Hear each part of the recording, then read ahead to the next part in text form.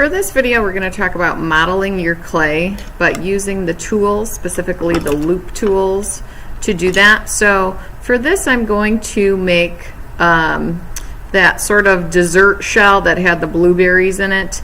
And I started just with a hunk of clay, and I used the paddle to kind of flatten the top and kind of curve the edges.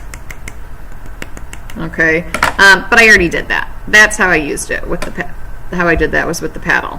Then I drew in with my needle tool the outline of this area that I'm going to carve out, and you can see I already started carving that out with one of the loop tools. Okay, so very similar to how you would hollow out the bottom, but this is where the blueberries and like that Cool Whip would go.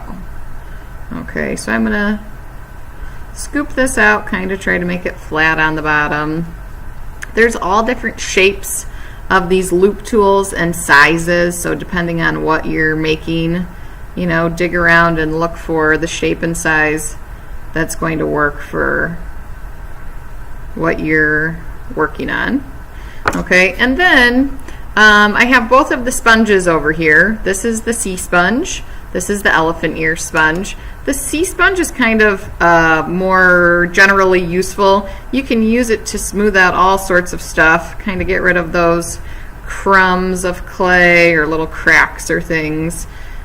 And it's nice because when you rinse it and you get all that crusty clay out, it's nice and fluffy, and you can kind of squeeze it into small areas. So you can see how quickly I was able to clean that up. So you can see I've started kind of forming the outside. I just started with a very general shape, and I've started sort of creating more definition there. So I chose a loop tool that just kind of fit the size that I wanted, and then I'm just using this to remove portions of clay, spacing those equally.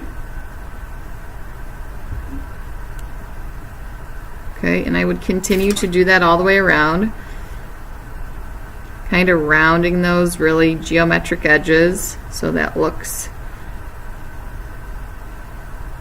more natural, not so cut. And then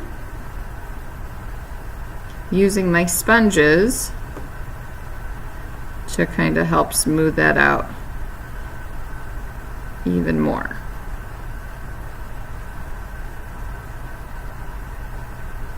The elephant ear sponge is nice for small sort of cracks that the sea sponge maybe can't fit into.